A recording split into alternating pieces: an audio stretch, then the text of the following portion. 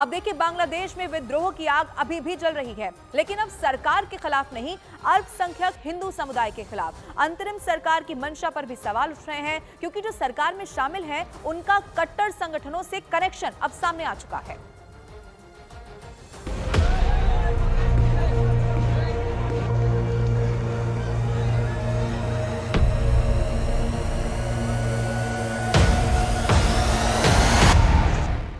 এটা প্রত্যেকটি নাগরিকের কর্তব্য তুলসী যে মাইনরিটি বা আমরা যাদেরকে মাইনরিটি বলি, সংখ্যালঘু সম্প্রদায়ের গায়ে হাত যেন না পড়ে।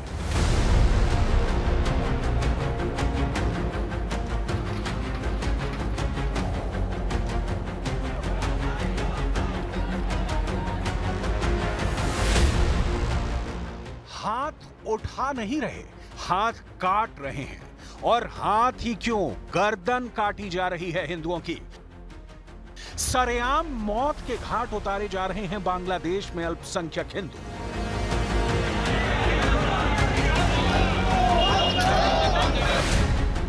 कौन सुनेगा इन करोड़ों हिंदुओं की फरियाद। মেজরিটি যারা আছে, যারা মেজরিটি রিলিজিয়ন, এটা তাদের একান্ত পবিত্র কর্তব্য। আপনারা যদি না করেন, এই মসজিদে গিয়ে সারাক্ষণ নামাজ পড়েন, এটার হিসাব আপনাকেও দিতে হবে।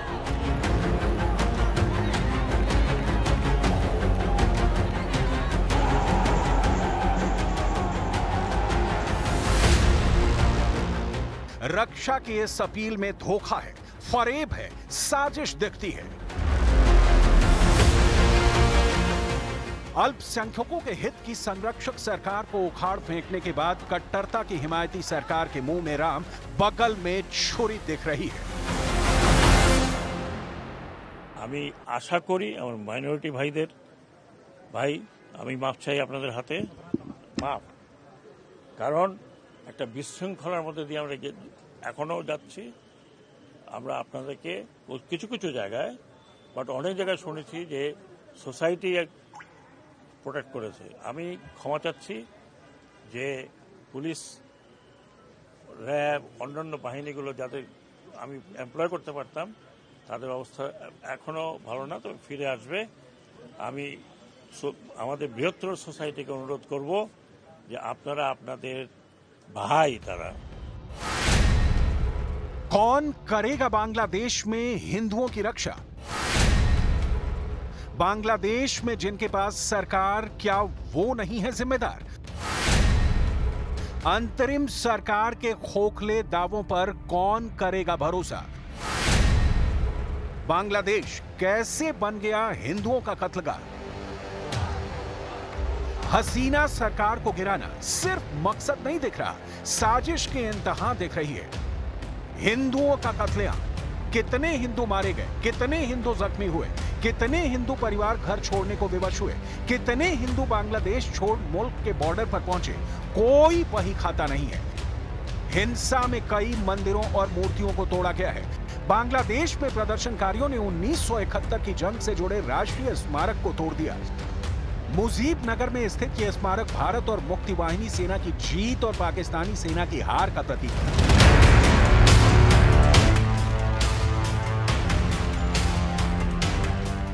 कोई हिसाब नहीं, सड़क पर बीचों बीच, घर में घुसकर, बस में, ट्रेन में, उन्माद में अंधी हो चुकी भीड़ हिंदुओं के खून से हाथ धो रही है। सत्ता में जिनकी भागीदारी है, उनके हाथ में ही हिंदुओं की हत्या का हथियार है। उदाहरण देखिए, दोनों तस्वीर अबुल फयाज खालिद हुसैन की है। ये बांग्लादेश में धार्मिक मामलों के मंत्री हैं। साथ ही ये हिफाजते इस्लाम बांग्लादेश संगठन का पोस्टर है। इसी संगठन से ये धार्मिक मामले का मंत्री जुड़ा हुआ है। इसके संगठन हिफाजते इस्लामी बांग्लादेश ने जमाते मुजाहिदीन बांग्लादेश से हाथ मिलाया है।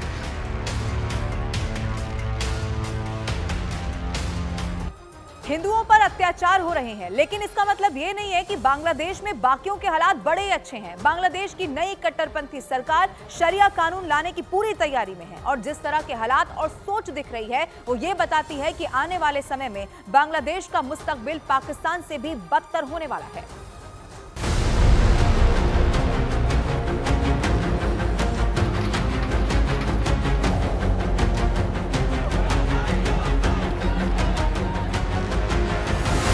मंत्री अबुल फैयाज हिफाजते इस्लाम संगठन के उपाध्यक्ष रहे हैं। इनका एजेंडा तालिबान की तर्ज पर बांग्लादेश में शरिया स्थापित करने का है। शेख हसीना को बेदखल करने के लिए जो खूनी उपद्रव हुआ, उसमें भी ये संगठन शामिल था। ये भी जानकारी निकलकर सामने आई है कि मंत्री के जरिए कट्टरपंथी संगठन हिफाजते इस्लाम बांग्लादेश अपने सदस्यों को जेल से छुड़ाने के फिराक में है। इतना ही नहीं, ये संगठन बांग्लादेश में जमाते इस्लामी के साथ मिलकर बांग्लिस्तान बनाने का प्लान बना चुका है। बांग्लिस्तान को इस एजेंडे ने ग्रेटर बांग्लादेश का भी नाम दिया है। तो जो है नया निजाम, उन्होंने ही कर रखा है हिंदुओं की हत्या का इंतजाम। बांग्लादेश की हालत शेख हसीना सरकार के पतन के बाद भी बिल्कुल नहीं बदली। सुप्रीम कोर्ट के चीफ जस्टिस से इस्तीफा लिया जा चुका है। सेंट्रल बैंक के चीफ पद से त्याग पत्र दे चुके हैं और मुल्क में उन्माद की आंधी बह रही है। बांग्लादेश में हिंदुओं का लहू का कतरा बह रहा है। दिखावे के लिए कैमरे पर मंत्री और संतरी अल्पसंख्यकों को बचाने के कसीदे पढ़ रहे हैं। अल्पसंख्यकों पर हमले करना जघन्य अपराध है। बांग्लादेश में रह रहे हिंदू, ईसाई और बौद्ध समुदाय के लोगों की रक्षा करना देश के युवा वर्ग का फर्ज है। छात्रों ने इस देश को बचाया है, क्या वो अल्पसंख्यकों की रक्षा नहीं कर सकते? वो भी हमारे देश के नागरिक हैं, हमें साथ मिलकर रहना होगा। शेख हसीना को देश छोड़कर भागने के लिए मजबूर करने वाले चेहरों में मोहम्मद यूनुस का नाम टॉप में शुमार है। कहा जा रहा है कि यूनुस अमेरिकी खुफिया एजेंसी CIA का ऑर्डर फॉलो करने के लिए सत्तासीन हुए हैं। इस बात की पुख्तगी इसमें दिखती है कि सरकार के हाथ खुले हुए हैं, लेकिन हिंदुओं की मौत रुक नहीं रही है। बेमौत मारे जा रहे हैं। बांग्लादेश के 64 जिलों में से 52 जिले ऐसे हैं जहां हिंदू और अल्पसंख्यकों पर सबसे भीषण हमले किए गए हैं। हिंदुओं को मारा गया, हिंदू महिलाओं के साथ गैंगरेप तक किए गए हैं और अभी भी हिंदुओं को निशाना बनाया जा रहा है। बांग्लादेश के उत्तरी ढाका, दक्षिणी ढाका, चटगांव, गोपालगंज, खुलना, सिलहट, राजशाही, मेमनसिंह, रंगपुर, बरिसाल, कुमिला, गाजीपुर और नारायणगंज में जमकर हमले हो रहे हैं। बांग्लादेश में हिंदुओं की हत्या या उन पर अत्याचार के मामले नए नहीं हैं। इसके पहले भी इस देश में हिंदुओं के खून की होली खेली गई। इसीलिए सवाल उठ रहे हैं कि जब जब बांग्लादेश में व्यवस्था का गला घोंटा जाता है, अराजकता फैलती है, उसका टारगेट हिंदू अल्पसंख्यक ही क्यों होते हैं? बांग्लादेश की आबादी 17 करोड़ है, जिसमें हिंदू करीब 7.95% यानी 1.35 करोड़ हैं। ढाका में 24 लाख, रंगपुर में 20 लाख, खुलना में 20 लाख, सिलहट में 13 लाख, चटगांव में 20 लाख, बारिसाल में 7 लाख, राजशाही में 10 लाख, मेमनसिंह में 4 लाख। बांग्लादेश में हिंदू दूसरा सबसे बड़ा धर्म है। कई रिपोर्ट्स के मुताबिक बांग्लादेश में हिंदू हसीना की पार्टी आवामी लीग के समर्थक माने जाते हैं। यही वजह है कि वो निशाने पर है। बांग्लादेश में जिस तरह की साजिशें चल रही हैं और आज जिस तरह से आगे की प्लानिंग की जा रही है, वो बांग्लादेश को नया तालिबान बनाने की राह पर ले जा रहा है। पूरी दुनिया में विरोध हो रहे हैं, लेकिन वहां की नई सरकार सिर्फ और सिर्फ घड़ियाली आंसू बहा रही है।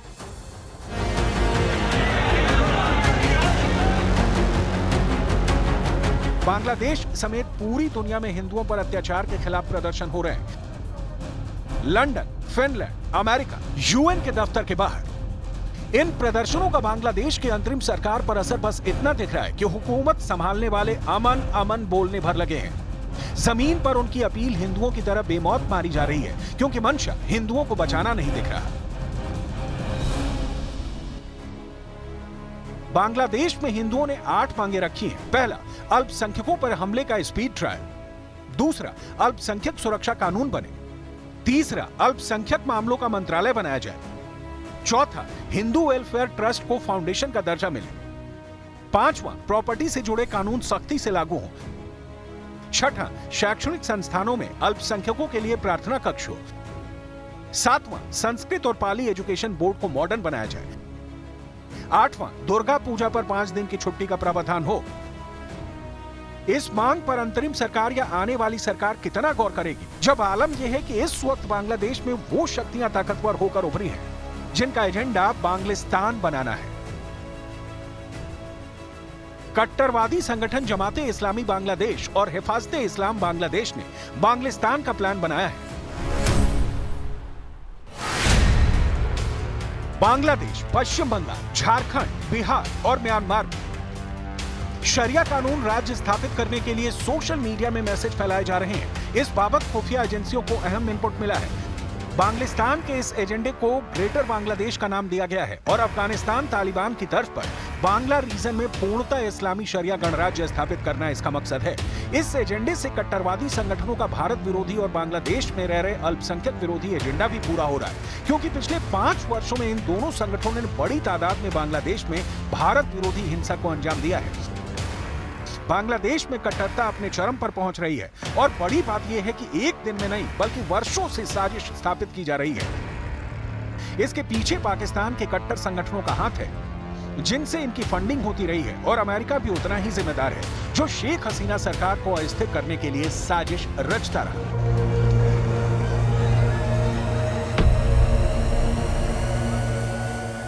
बांग्लादेश के हालात को देखते हुए कुछ सवाल भी उठ रहे हैं। सवाल ये कि क्या बांग्लादेश में जो कुछ भी हुआ उसकी स्क्रिप्ट वॉशिंगटन में लिखी गई? क्या अमेरिकी राष्ट्रपति के ओवल ऑफिस इसका यहां पर प्लान तैयार हुआ? और क्या बांग्लादेश की पूर्व पीएम शेख हसीना के साथ अमेरिका ने धोखा किया? इन सारे सवालों के जवाब इस रिपोर्ट में देखिए।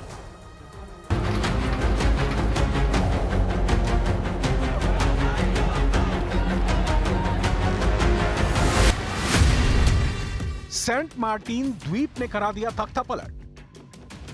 प्रधानमंत्री पद से इस्तीफा देकर बांग्लादेश से भारत पहुंची शेख हसीना ने तो तख्ता पलट के लिए सीधे तौर पर अमेरिका को जिम्मेदार ठहराया है। शेख हसीना का एक बयान वायरल हो रहा है जिसकी पुष्टि नहीं की जा सकती, जिसके मुताबिक अगर शेख हसीना अमेरिका को सेंट मार्टिन द्वीप देने पर राजी हो जाती तो ये सब नहीं होता।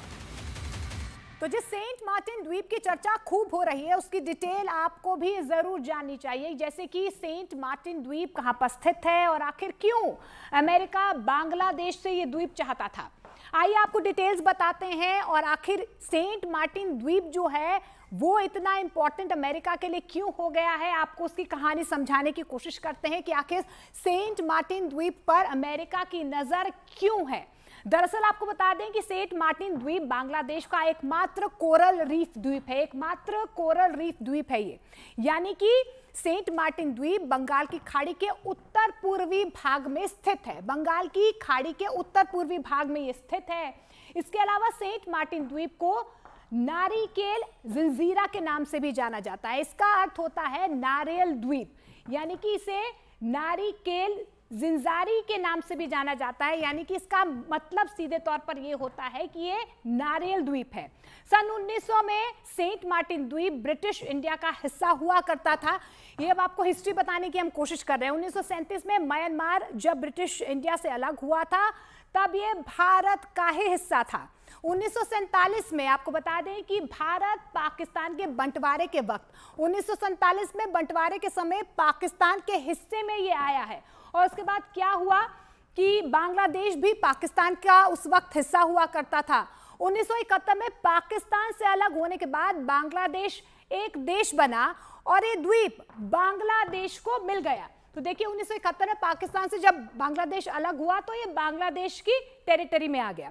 सेंट मार्टिन द्वीप को बांग्लादेश का हिस्सा मानने वाले 1974 के समझौते के बावजूद म्यांमार इस द्वीप पर अपना हक जताता रहा है। तो आपको बता दें कि 1974 में जो समझौता हुआ था उसके बाद से भी म्यांमार द्वीप पर अपना जो हक है वो जताता आया है। सेंट मार्टिन द्वीप दुनिया के सबसे व्यस्त समुद्री व्यापार मार्गों में से एक माना जाता है और आपको बता दें कि ये मल्लका जल डमरू मध्य के पास स्थित है। तो देखिए ये कहां पर स्थित है, ये मलक्का जल डमरू मध्य के पास स्थित है। इस द्वीप पर सैन्य अड्डा होने से किसी भी देश की ताकत बंगाल की खाड़ी में बढ़ जाएगी और माना यही जा रहा है कि इस द्वीप पर अमेरिका अपनी सेना की उपस्थिति चाहता है ताकि उसका दबदबा बंगाल की खाड़ी में बढ़ जाए।